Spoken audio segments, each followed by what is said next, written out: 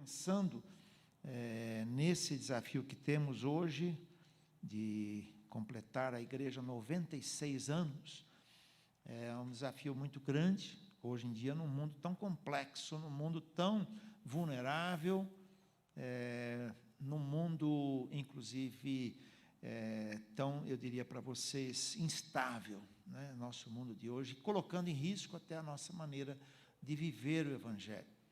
É muito complicado, muito difícil vermos isso, e como nós batistas ou evangélicos, vamos assim dizer, poderemos fazer diferença. É muito difícil quando vemos situações envolvendo evangélicos em situações complexas, como essa semana. Deus nos chamou para sermos sal e luz. Essas figuras metafóricas, elas têm um significado profundo, significa fazer diferença, e diferença positiva no mundo de hoje. Então, com a igreja hoje tendo esta festa de aniversário, né? E entendendo nesse tema o santuário de Deus, nós temos de pensar claramente que temos um templo. Aqui é um templo, um espaço que nós dedicamos para o nosso culto, adoração, para os nossos encontros. E Paulo deixa muito claro, Estevão, antes de morrer, deixou muito claro que Deus não habita em templos feitos por mãos humanas. E Paulo diz que nós somos o santuário de Deus. Então, quando nós temos esse reflexo do templo, nós temos que pensar que esse reflexo, ele é simbólico, e o real somos nós, o que o mundo espera de nós. Nós muitas vezes reduzimos o Evangelho a um conjunto de expressões, de conceitos, e levamos as pessoas a aceitarem a Cristo ao aceitarem aqueles conceitos. E nós temos que entender que o mundo hoje espera vida transformada. Esse é o grande desafio que temos para nós hoje. Mandei ao pastor Eliseu uma pequena divulgação que nós temos ali na editora, hoje eu trabalho com a editora Vida, onde é necessário que nós venhamos devolver o crente para a sua vida com o Evangelho. Começamos a dizer que nós vamos ao mundo, vamos à cidade, vamos ao campo, pegamos lá as pessoas, levamos a Cristo, trazemos para dentro da igreja, fazemos as pessoas serem bons crentes, participantes, contribuintes, que cumprem horário, cumprem a tarefa. Precisamos que estes crentes, que somos nós, no exercício da nossa profissão, no exercício das nossas atividades, as influências que temos no mundo, possamos ser ali a luz, o sal, representando Deus como embaixadores do reino, no exercício da sua vida. Eu vou mandar ao pastor Eliseu um artigo meu, que está saindo no Jornal Batista, domingo agora, a segunda parte, onde eu trabalho com esta visão, focando a política. Pode um político usar o púlpito da minha igreja?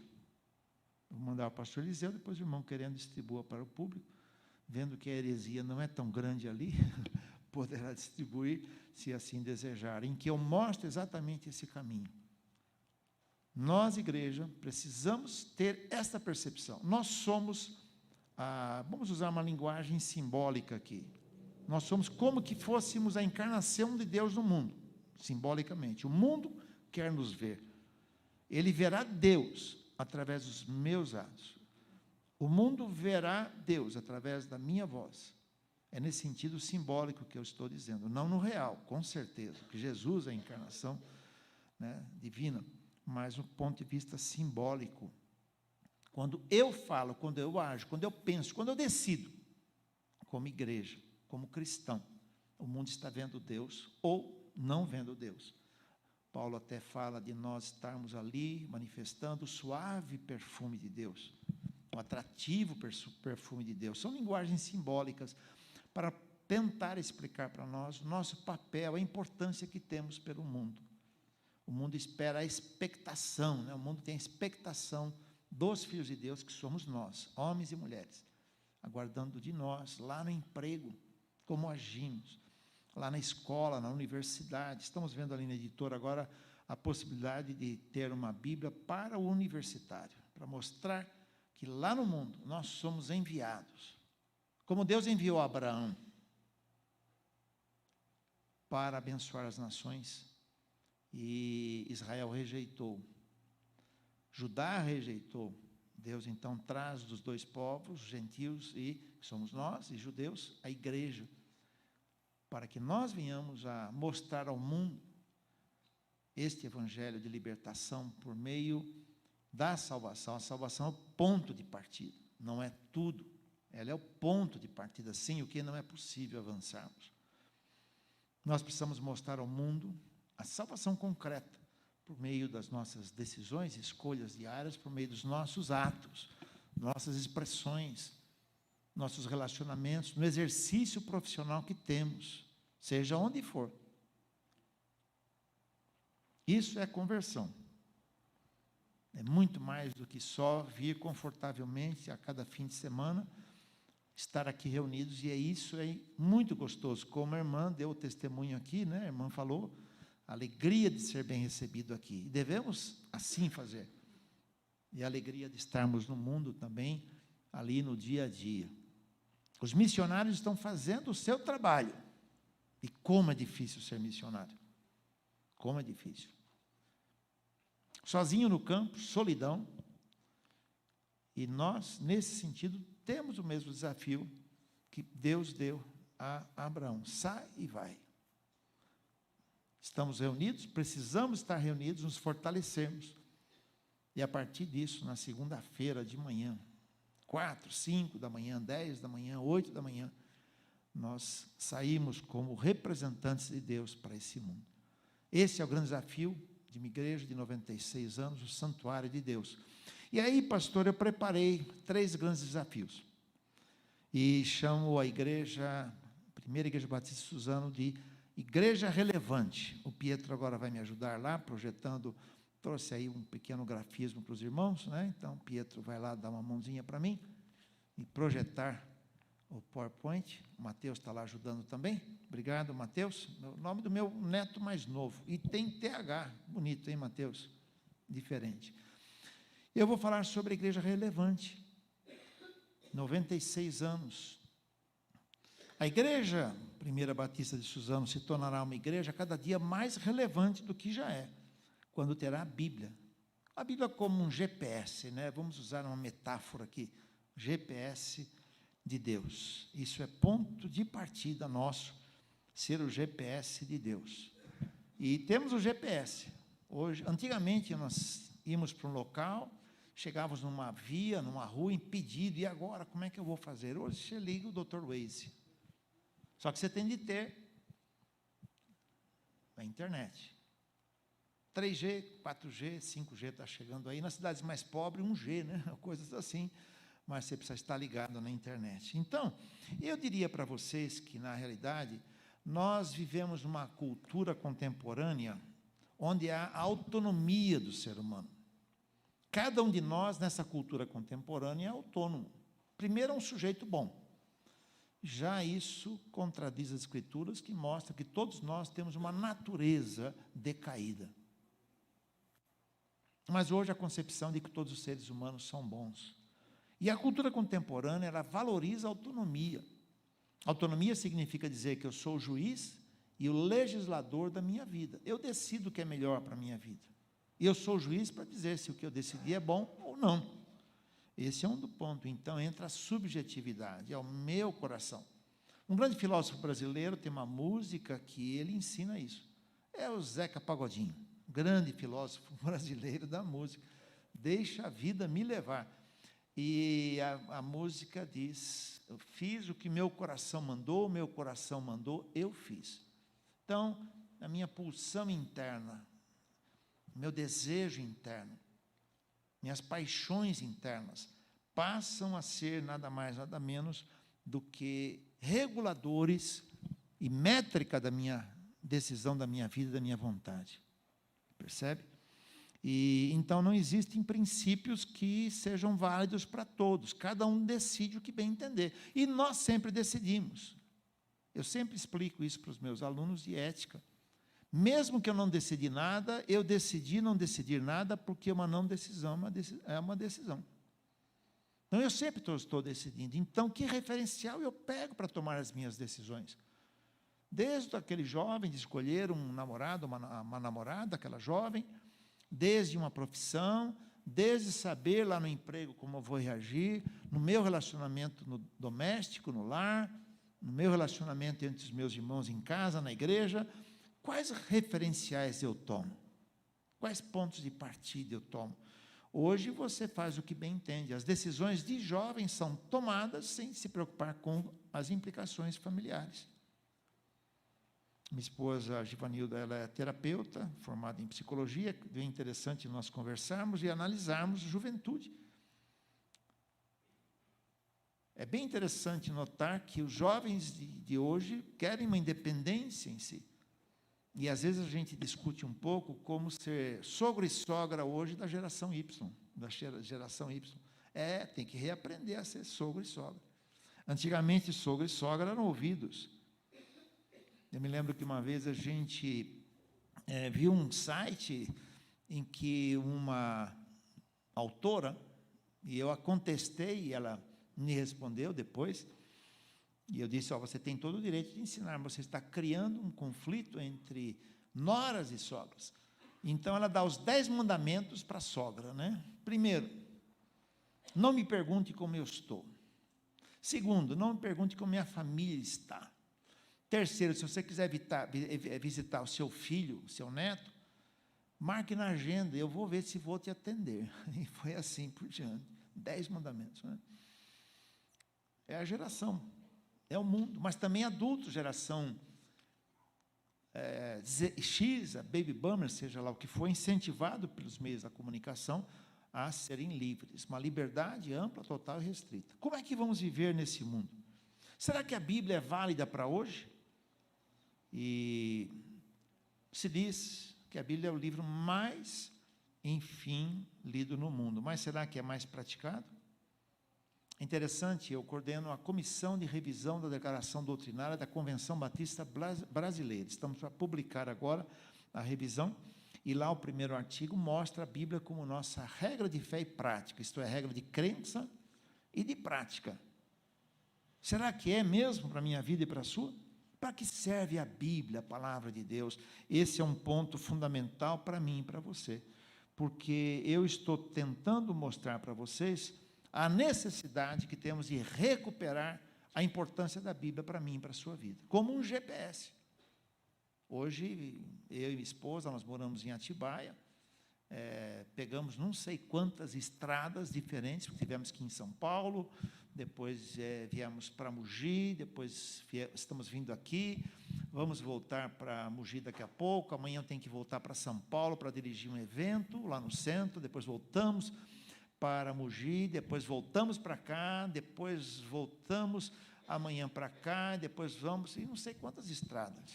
Tem hora que a gente diz, bom, eu não sei como eu vou chegar lá, eu vou consultar o GPS, o Dr. Waze, e aí eu chego lá, né?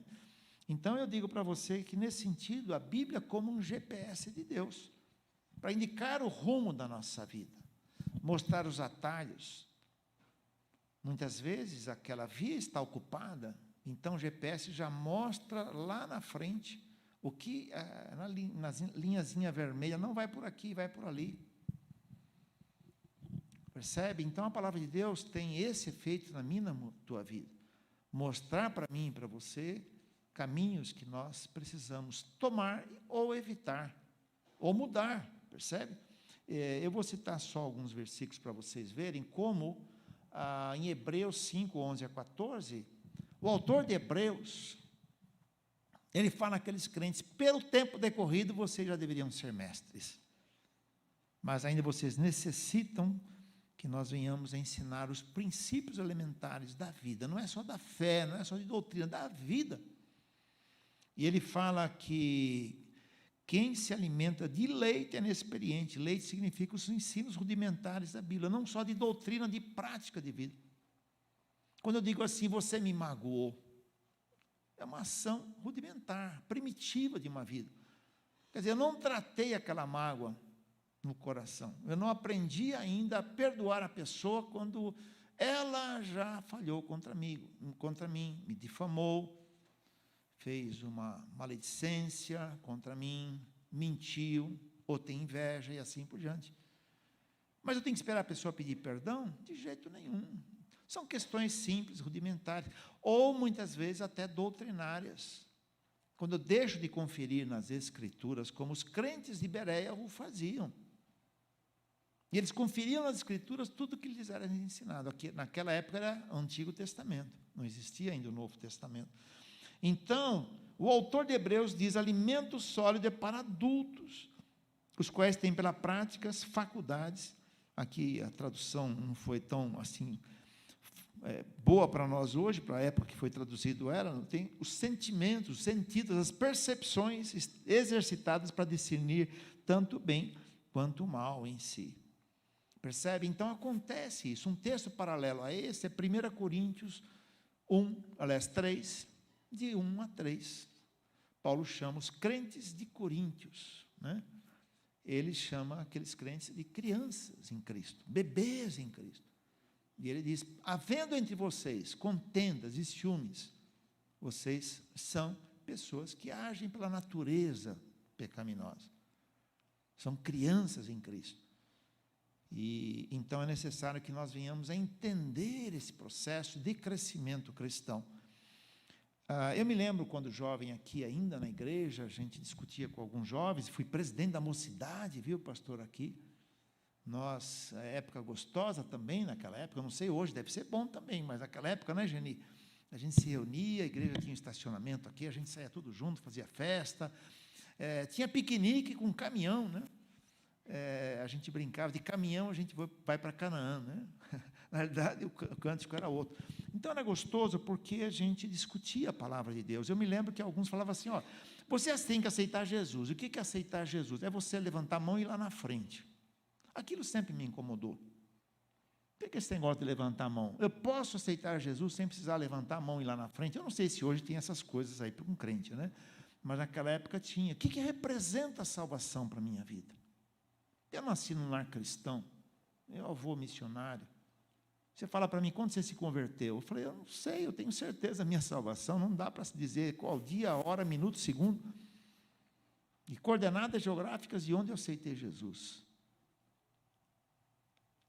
A partir do momento que eu reconheci Jesus na minha vida, eu passei a ter certeza da salvação, eu não sei, não guardei um minuto, um segundo. Eu não sei hoje o que você pensa ser salvo. Mas é importante eu ser salvo. É como eu entrar na porta de um local onde, se eu não entrar, a minha vida não tem sentido. Agora, depois que eu entrei nessa porta, há um processo que eu necessito entender, que é uma mudança e transformação de vida. Se eu continuo como antes, eu só vou ter uma apólice de seguro contra incêndio de inferno. Eu me lembro que a gente conversava com jovens, era mais ou menos como chegar no céu cheirando toicinho defumado. 1 Coríntios até é um texto que dá essa ilustração. 1 Coríntios 3, a partir do versículo 5, 6, por aí, e vai falando que poderemos chegar no céu, como que pelo fogo? Fala dos galardões, da necessidade de desenvolvimento da vida, de termos solidez nos fundamentos que temos. E aí, então, isso me leva a compreender um texto importante, que é o texto de 2 Timóteo 3, 16, 17. E aqui é que eu descubro o papel da palavra de Deus como GPS para mim. Então, a igreja relevante é uma igreja em que a Escritura é o guia para ela. O que a Bíblia diz? Vamos tomar essa decisão. Nós estamos numa assembleia jurídica. Qual é o princípio da palavra de Deus?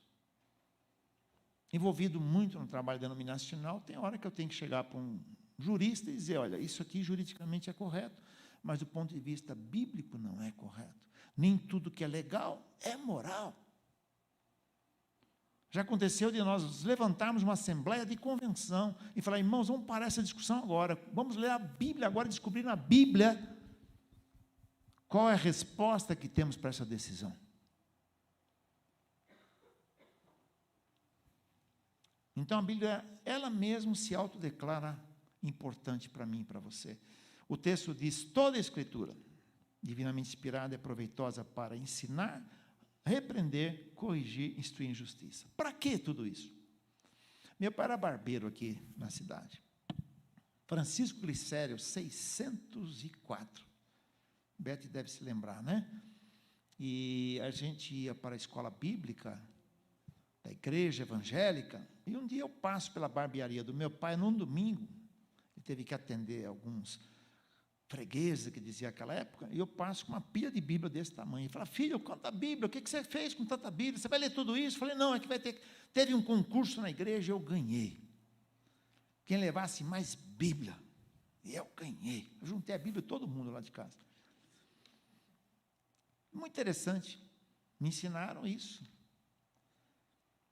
que era importante eu carregar a Bíblia.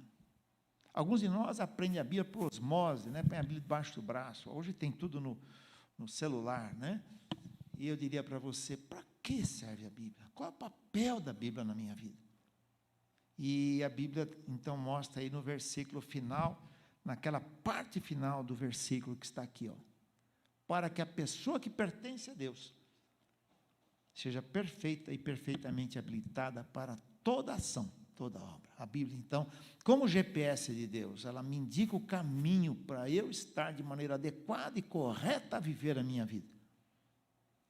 Então, o que eu fiz? Eu peguei cada verbo que está aí, ensinar, repreender, corrigir, e eu, então, trago só para você se destacar. São 4 pontos essenciais para que serve a Bíblia na minha vida, para me tornar uma pessoa perfeita no texto original, que não foi escrito em português, foi escrito num outro idioma, e aqui para entendermos, a gente traduz a Bíblia ao português, o verbo ensinar, o verbo repreender, corrigir e instruir na justiça. Esses são 4 ensinos que são fáceis de eu memorizar. O primeiro é ensinar aquilo que é correto, ensinar aquilo que é verdade. É claro, a Bíblia não é um livro científico. Eu vim da área de TI, uma área do meu trabalho no passado, e uma área de exatas, científica. A Bíblia, ela não é um livro científico para querer nos ensinar física, para nos ensinar geografia. Ela vai nos ensinar o que é verdade a respeito da minha vida, a razão do meu viver. Quando eu acordo de manhã, qual é a razão daquele dia para a minha vida? Eu vou abrir a janela e ver se está sol, não está sol. Se tiver sol, fico feliz. Se tiver um dia nublado, eu já vou ficar triste. Ou numa segunda-feira, aquele dia: poxa, por favor, que dia terrível. Na terça-feira, me deixe morrer, é terça-feira ainda.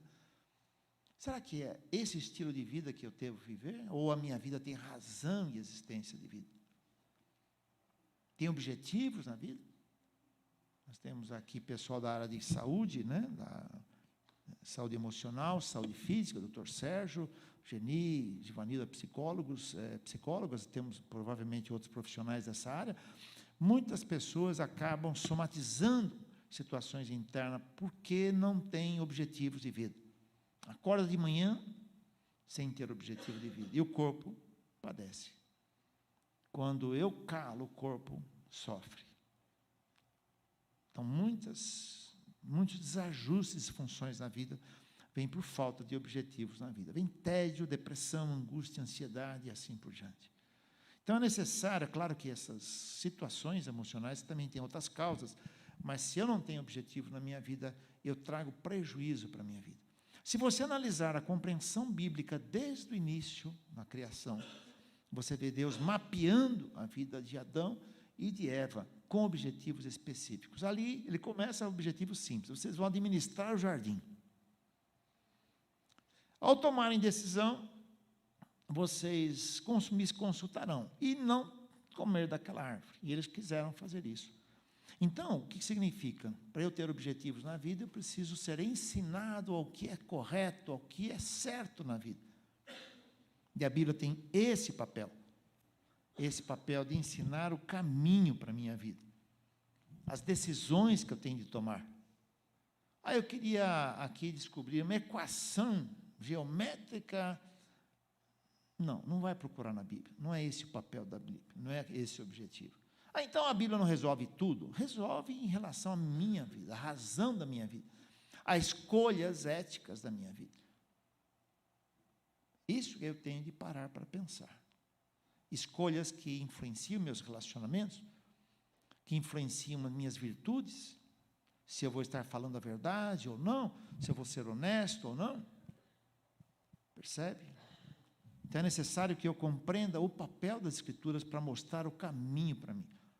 É um GPS nesse sentido. E é interessante, eu até aqui abro para vocês, que a Bíblia não é como um GPS que nós temos, porque ele precisa de atualização.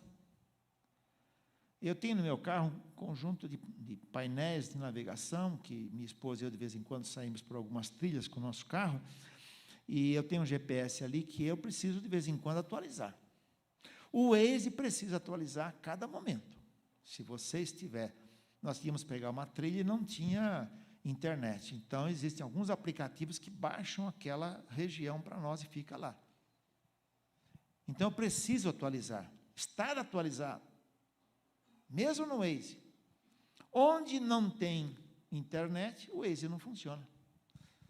Só que a palavra de Deus é um GPS sempre atualizado. É um GPS que sempre traz resposta para a vida. A partir do momento em que eu deixo de ler a Bíblia como apenas literalmente e começo a entender os significados mais profundos, isso passa a significar para a minha vida sempre atualizações para as minhas decisões. Eu vou dar um exemplo simples. 10 mandamentos.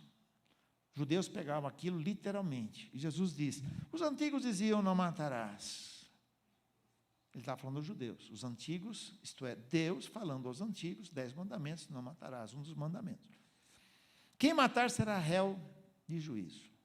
Ele diz, eu, porém, professores de português sabem bem, porém é uma conjunção adversativa, isto é, mostrando o contrário. Em vez disso, vocês ficarem pensando no literal, matar ou não matar, pense no seguinte, quem tiver ódio contra o seu irmão será réu de juízo. Quer dizer, a mesma pena para uma situação interna, para uma disposição interna.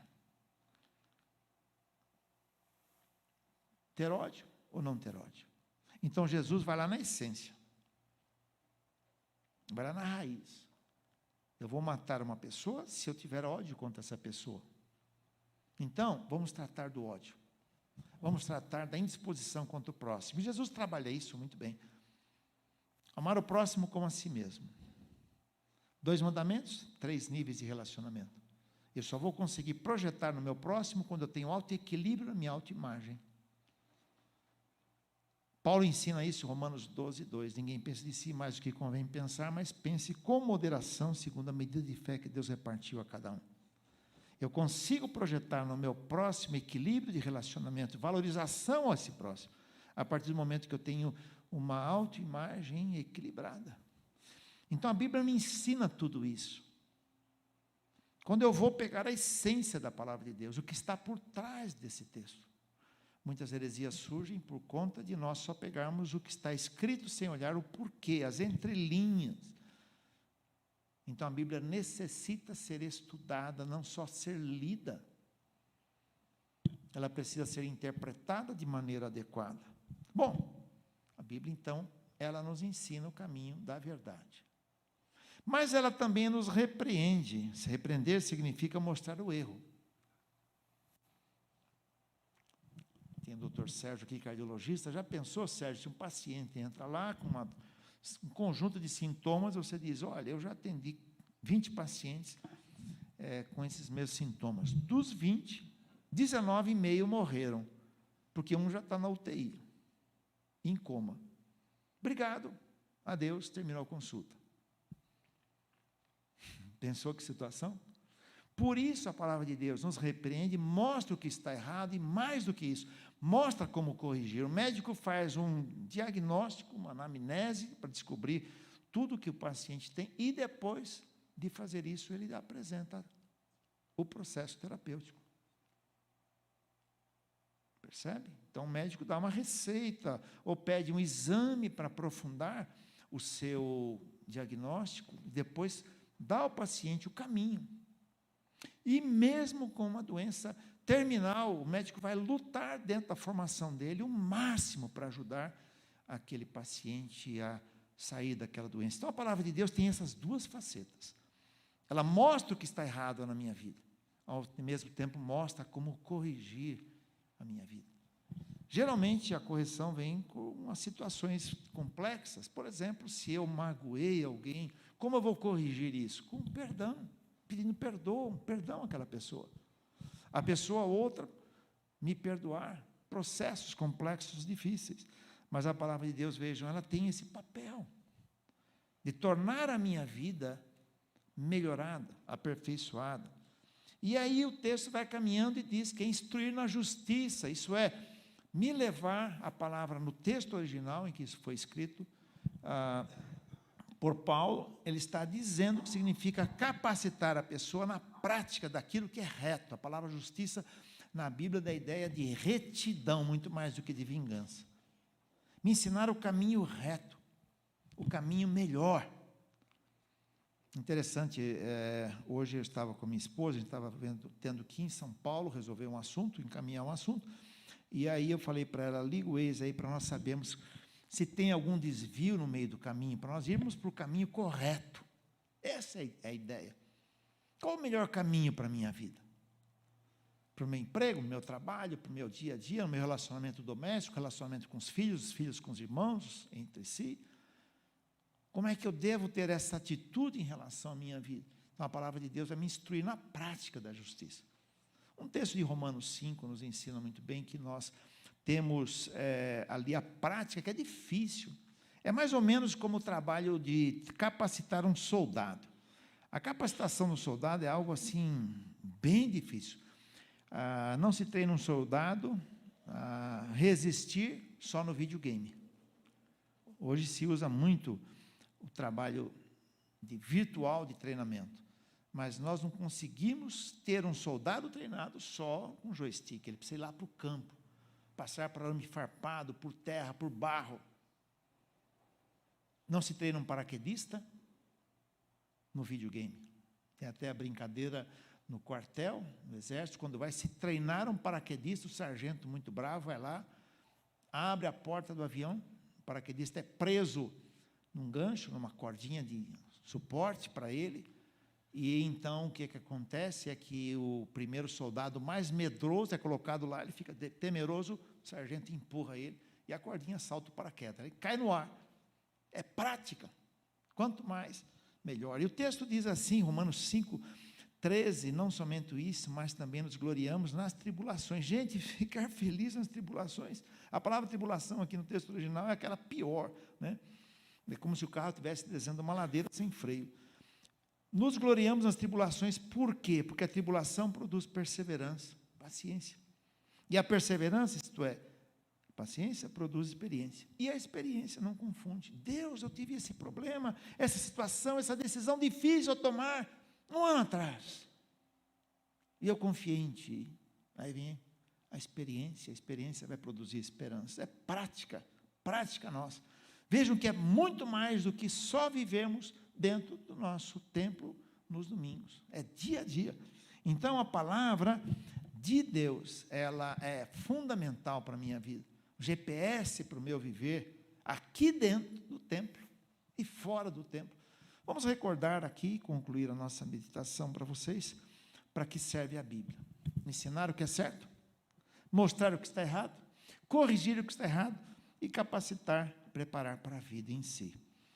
E o fim último de tudo isso é para que nós venhamos a sermos perfeitos, no sentido de sermos completos. E para nós sermos, então, aperfeiçoados na prática de toda boa obra. Esse é um dos pontos essenciais para mim e para você. E vamos lembrar de Hebreus, pelo tempo decorrido, já deveríamos ser mestres. É interessante quando muitas vezes um crente se levanta para dar um testemunho e fala, agradeço a Deus porque há 30 anos atrás eu aceitei Jesus. Foi a coisa mais importante da vida. A minha pergunta, quando pessoas fazem assim na igreja, eu digo, pois é, só a salvação foi importante na sua vida, não mudou mais nada na sua vida? Não transformou o seu temperamento, que continua destemperado? Não mudou o seu gênio? Não mudou a sua maneira de tratar o próximo? As suas decisões no emprego? Como é que é você lá no emprego? Percebe? Então, eu diria para vocês, quando eu coloco essa palavra, a necessidade que nós temos de pelo tempo decorrido, vocês já deveriam ser mestres, isto é, ser fundamentais. Hoje eu tive uma experiência com um jovem pastor, que trabalhou comigo, no último pastorado, e eu dei algumas orientações que ele não quis seguir. E ele, então, ficou muito abalado com uma situação que aconteceu com ele no ministério e tal, e hoje ele disse, não, eu estou precisando encontrar isso, isso, aquilo no ministério. E eu estou para encontrar com ele e dizer o seguinte, meu caro, o soldado raso é aquele que chora e se esconde atrás da trincheira.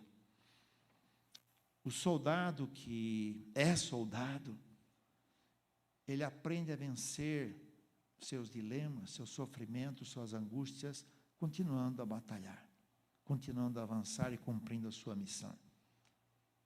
Isso torna a pessoa madura. Eu não tenho como parar a minha vida, você não tem como parar o seu dia a dia. As pressões, não só financeiras, as pressões do mundo são gigantescas. Eu trabalho no campo da ética e bioética, dilemas complicadíssimos, não só ligados à saúde, mas ligados à cultura de gênero, problemas no âmbito ecológico ou na área ambiental, gravíssimos. Situações de relacionamento, desespero, e a internet hoje ela é muito difícil. Lá na editora nós estamos produzindo alguns materiais e um líder nosso da área de marketing disse, olha, eu tenho a descrição, né, desse livro aqui, mas está muito longa. Eu falei, está muito longa.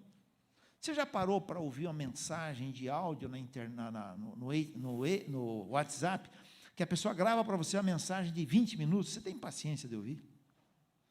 Depois de 3 minutos é de procedência maligna, aquela gravação de áudio da pessoa, né? Não é verdade? Embora tenha podcast hoje longos, né? Mas realmente é difícil. O que você acha de ler uma mensagem que a pessoa te manda por texto, com mais ou menos 55 linhas e meias? Você lê? Tem lá no Waze, leia mais, leia mais. O cara chega, né? Depois de 5 linhas, 6 linhas, você fala, puxa, já é demais. O que eu quero dizer com vocês, tudo isso, que nós vivemos um mundo assim, um mundo que não tem mais paciência. Um mundo que expressa o seu sentimento como é. Quanto mais eu expresso o meu sentimento, seja ele bom ou ruim, não importa, é o que eu estou sentindo. Meu coração mandou, eu fiz, igual o nosso filósofo, musicista no Brasil, diz. Agora, e a palavra de Deus, o que diz? Eu sou o que sou, eu falo assim mesmo, tá? Mas o que a palavra de Deus diz? Percebe?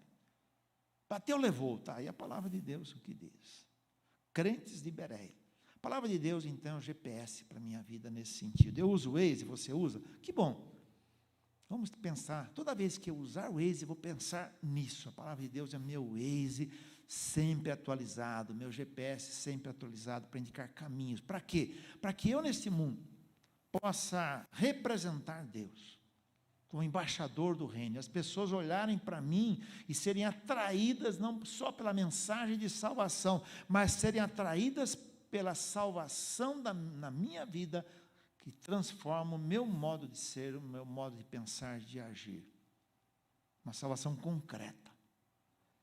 Vamos orar agora nesse minuto. Eu não vou chamar você aqui na frente.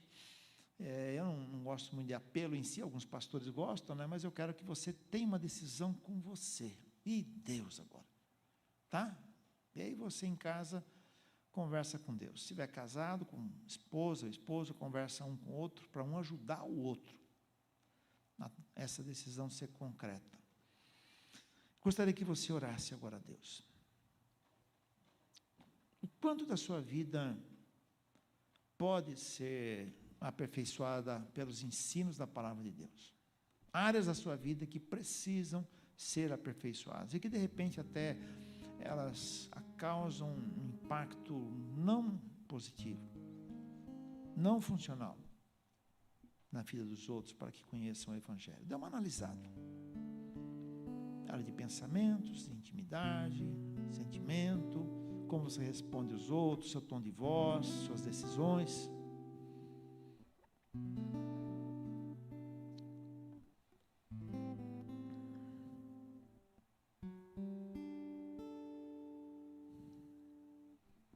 lembro de 2 Coríntios 12. Paulo, ele descobriu que aquele espinho na carne o deixava fraco. Pela graça de Cristo, ele disse: Deus, eu não sei controlar isso, mas eu deixo que administres isso na minha vida. Deus, eu quero ser instrumento teu para que o mundo te conheça. Que o fruto do teu Espírito seja produzido por mim. Eu não consigo, mas que o fruto do teu Espírito seja produzido por meio dos meus atos, minhas decisões, meus relacionamentos, minhas escolhas. Agradeço pela tua graça, pela tua ação na minha vida. Que esse seja um processo de crescimento. Trabalhe em minha vida a partir de agora. Em nome de Jesus. Amém.